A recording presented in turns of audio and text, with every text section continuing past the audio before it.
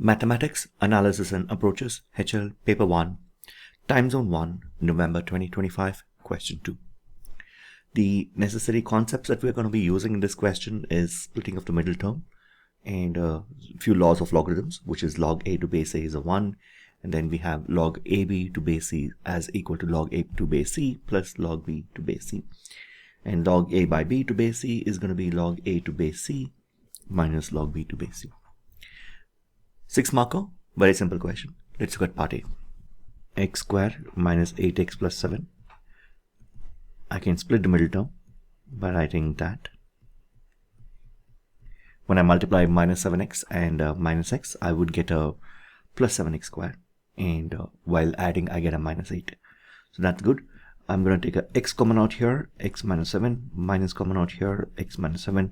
What I remain with is x minus 1 into x minus 7. Going back, let me substitute that in the denominator. In the numerator, I can apply a square minus b square, which is going to be a plus b into a minus b divided by x plus 1.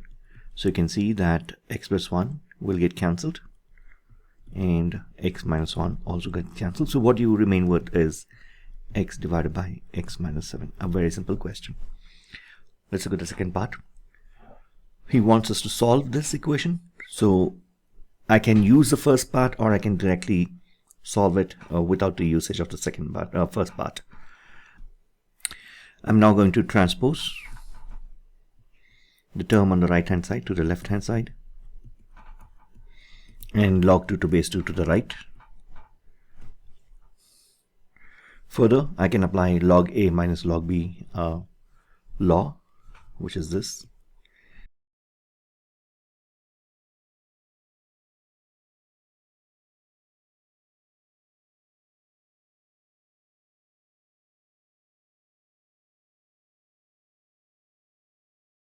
Log 2 to base 2, and here also log 2 to log of base 2. So log of base 2 can be eliminated.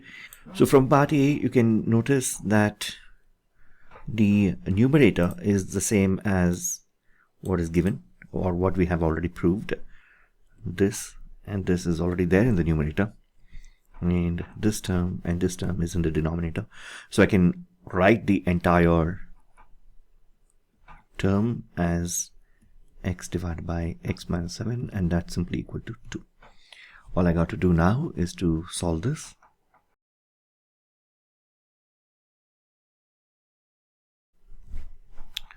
That's your solution. Let's look at the mark scheme. Basically for factorization, you get a 1 mark. That's a method 1 mark. And for actually getting this, you get 1 mark. So that's your 2 marks. Now going to the part B, we would have applying the laws of logarithms itself.